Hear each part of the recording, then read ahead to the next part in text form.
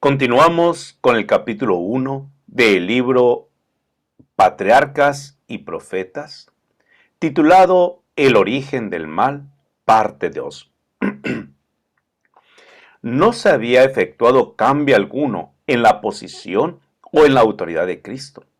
La envidia de Lucifer, sus tergiversaciones y sus pretensiones de igualdad con Cristo habían hecho absolutamente necesaria una declaración categórica acerca de la verdadera posición que ocupaba el Hijo de Dios. Pero esta había sido la misma desde el principio. Sin embargo, las argucias de Lucifer confundieron a muchos ángeles. Valiéndose de la amorosa y leal confianza depositada en él por los seres celestiales que estaban bajo sus órdenes, había inculcado tan insidiosamente en sus mentes su propia desconfianza y descontento. Pero su influencia no se discernía. Lucifer había presentado con engaño los designios de Dios, interpretándolos torcida y erróneamente, a fin de producir disensión y descontento. Con astucia inducía a sus oyentes a que expresaran sus sentimientos. Luego, cuando así convenía a sus intereses, repetía esas declaraciones en prueba de que los ángeles no estaban del todo en armonía con el gobierno de Dios. Mientras aseveraba tener perfecta lealtad hacia Dios, insistía en que era necesario que se hicieran cambios en el orden y las leyes del cielo para asegurar la estabilidad del gobierno divino. Así, mientras trabajaba para despertar oposición a la ley de Dios y por inculcar su propio descontento en la mente de los ángeles que estaban bajo sus órdenes, hacía alarde de querer eliminar el descontento y reconciliar a los ángeles desconformes con el orden del cielo. Mientras fomentaba secretamente el desacuerdo y la rebelión, con pericia consumada aparentaba que su único fin era promover la lealtad y preservar la armonía y la paz. El espíritu de descontento se había encendido y hacía su funesta obra. Aunque no había rebelión abierta, el desacuerdo aumentaba imperceptiblemente entre los ángeles. Algunos recibían favorablemente las insinuaciones de Lucifer contra el gobierno de Dios. Aunque previamente habían estado en perfecta armonía con el orden que Dios había establecido, estaban ahora descontentos y se sentían desdichados porque no podían penetrar los inescrutables designios de Dios. Les desagradaba la idea de exaltar a Cristo. Estaban listos para respaldar la demanda de Lucifer de que él tuviera igual autoridad que el Hijo de Dios. Pero los ángeles que permanecieron leales y fieles apoyaban la sabiduría y la justicia del decreto divino. Y así trataron de reconciliar al descontento Lucifer con la voluntad de Dios. Cristo era el Hijo de Dios. Había sido uno con el Padre antes que los ángeles fueran creados. Siempre estuvo a la diestra del Padre. Su supremacía, tan llena de bendiciones para todos aquellos que estaban bajo su benigno dominio, no había sido hasta entonces disputada. La armonía que reinaba en el cielo nunca había sido interrumpida. ¿Por qué debía haber ahora discordia? Los ángeles leales podían ver solamente terribles consecuencias como resultado de esa disensión, y con fervientes súplicas aconsejaron a los descontentos a renunciar de su propósito y a mostrarse leales a Dios mediante la fidelidad a su gobierno. Con gran misericordia, según su divino carácter, Dios soportó por mucho tiempo a Lucifer. El espíritu de descontento y desafecto no se había conocido antes en el cielo. Era un elemento nuevo, extraño, misterioso e inexplicable. Lucifer mismo, al principio, no entendía la verdadera naturaleza de sus sentimientos. Durante algún tiempo había temido dar expresión a los pensamientos y a las imaginaciones de su mente. Sin embargo, no los desechó. No veía el alcance de su extravío. Para convencerlo de su error, se hizo cuanto esfuerzo podía sugerir la sabiduría y el amor infinitos. Se le probó que su desafecto no tenía razón de ser, y se le hizo saber cuál sería el resultado si persistía en su rebeldía. Lucifer quedó convencido de que se hallaba en el error. Vio que justo es Jehová en todos sus caminos y misericordioso en todas sus obras. Salmos 145, 17. Que los estatutos divinos son justos y que debía reconocerlos como tales ante todo el cielo. De haberlo hecho, podría haberse salvado a sí mismo y a muchos ángeles.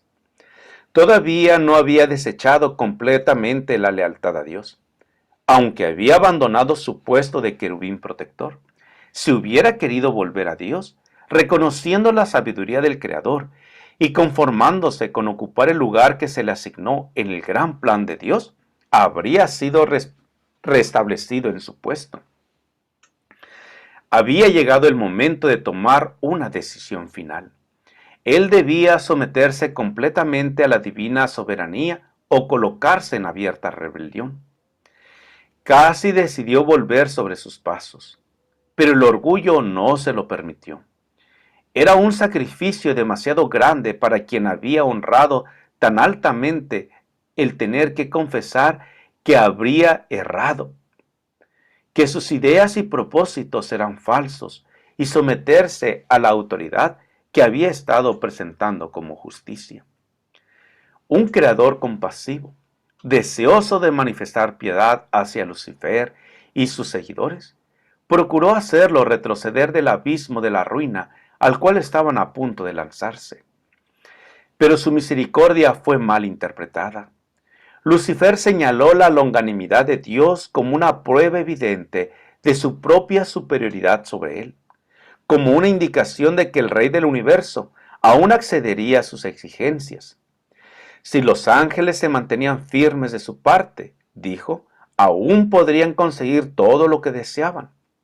Defendió persistentemente su conducta y se dedicó de lleno al gran conflicto contra su creador.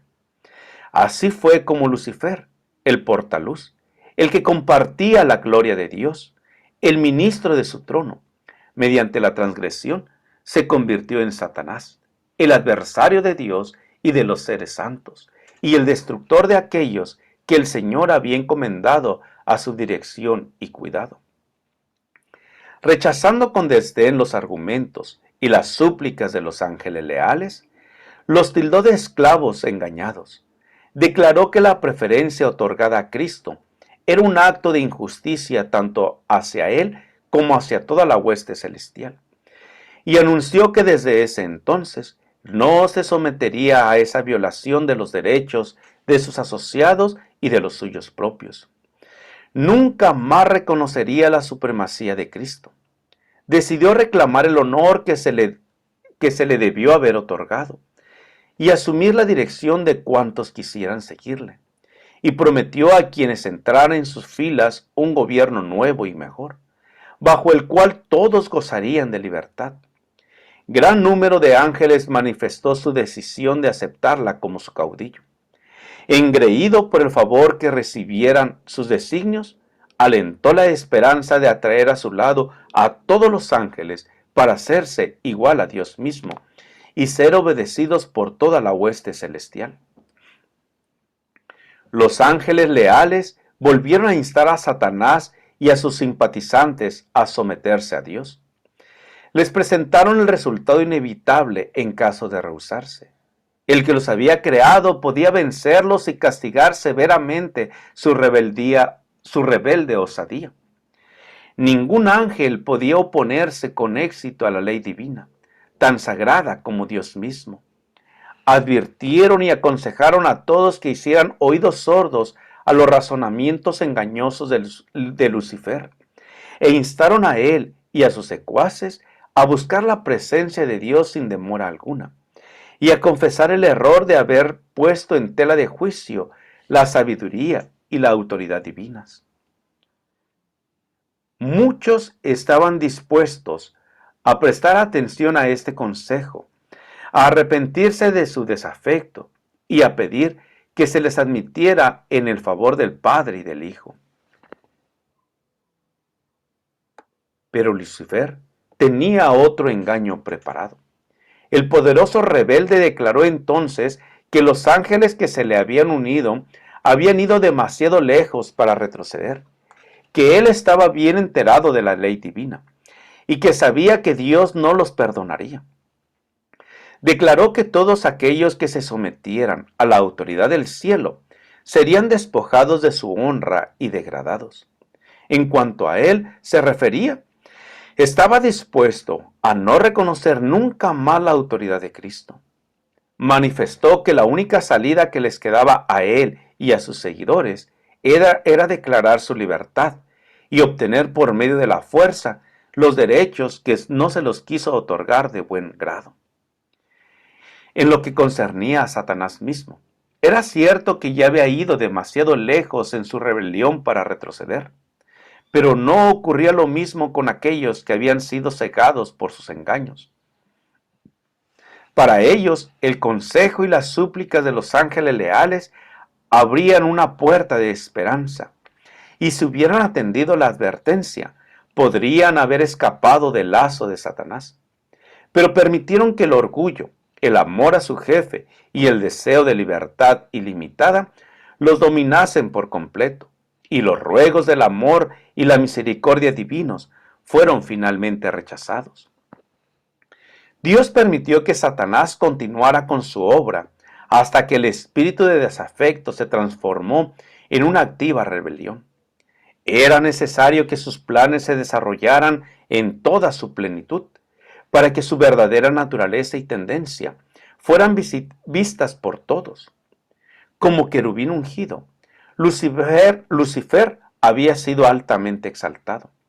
Era muy amado por los seres celestiales, y su influencia sobre ellos era poderosa. El gobierno de Dios incluía no solo a los habitantes del cielo, sino también los de todos los mundos que había creado.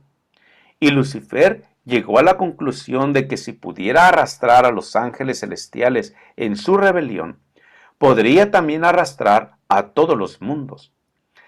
Él había presentado su punto de vista astutamente, haciendo uso de sofismas y engaños para lograr sus fines.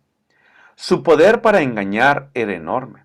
Disfrazándose en un manto de mentira, había obtenido una ventaja. Todo cuanto hacía estaba tan revestido de misterio que era muy difícil revelar a los ángeles la verdadera naturaleza de su obra. Hasta que ésta no estuviera plenamente desarrollada, no podría manifestarse cuán mala era ni su desafecto sería visto como rebelión. Aún los ángeles leales no podían discernir bien su carácter, ni ver a dónde se encaminaba su obra. Al principio, Lucifer había encauzado sus tentaciones de tal manera que él mismo no se comprometía. A los ángeles, a quienes no pudo atraer completamente a su lado, los acusó de ser indiferentes a los intereses de los seres celestiales. Acusó a los ángeles leales de estar haciendo precisamente la misma obra que él hacía. Su política era confundirlos con argumentos sutiles sobre los designios de Dios. Cubría de todo misterio todo lo sencillo, y por medio de astuta perversión ponía en duda las declaraciones más claras de Jehová y su elevada posición, tan íntimamente relacionada con el gobierno divino, daba mayor fuerza a sus pretensiones. Dios podía emplear únicamente aquellos medios que fueran compatibles con la verdad y la justicia. Satanás podía valerse de medios que Dios no podía usar: la lisonja y el engaño.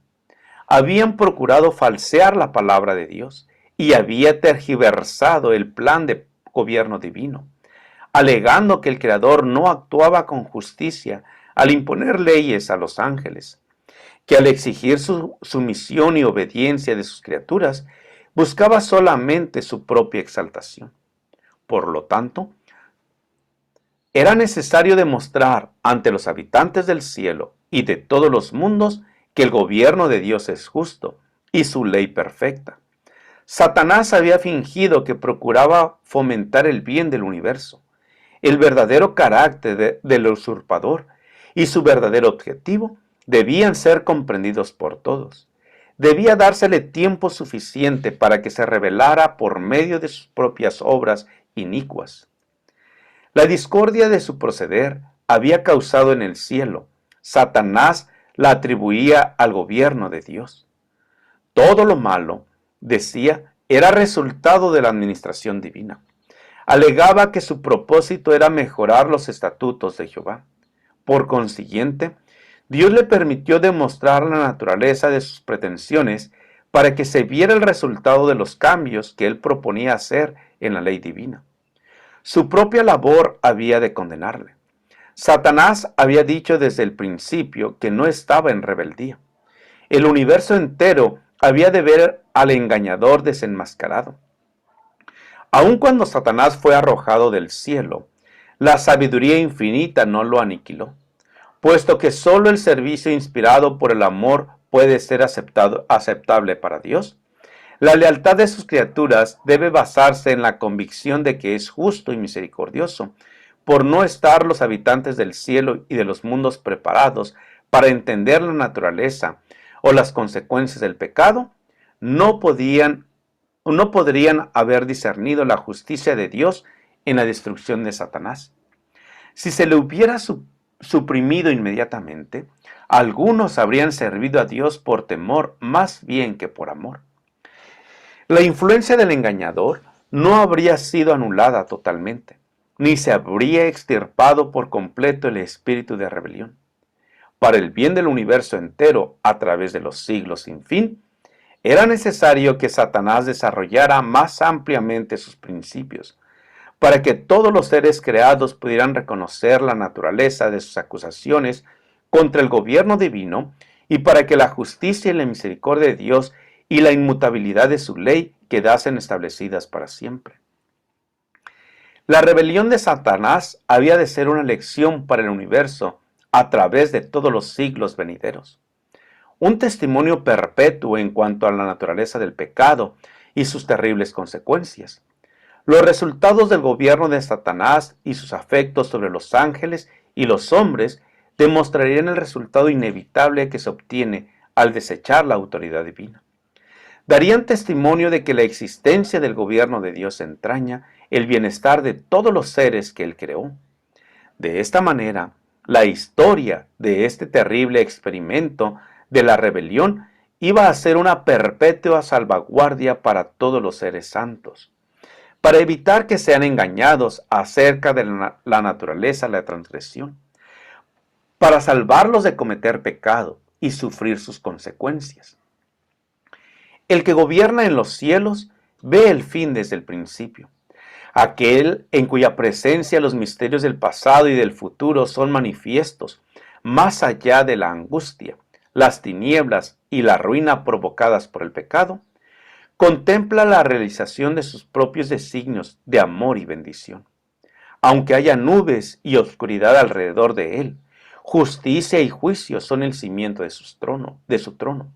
Salmos 97:2. Y esto lo entenderán algún día todos los habitantes del universo, tanto los leales como los desleales. Él es la roca, cuya obra es perfecta, porque todos sus caminos son rectos. Es un Dios de verdad, y no hay maldad en él. Es justo y recto. Deuteronomio 32:4. He aquí el capítulo titulado El origen del mal. Querido amigo, querido hermano, te invito a ser leal a Cristo Jesús. Jehová te bendiga y te guarde. Jehová haga resplandecer su rostro sobre ti y tenga de ti misericordia. Te espero en el siguiente capítulo. Con aprecio, el pastor Juan Manuel Flores Espinosa.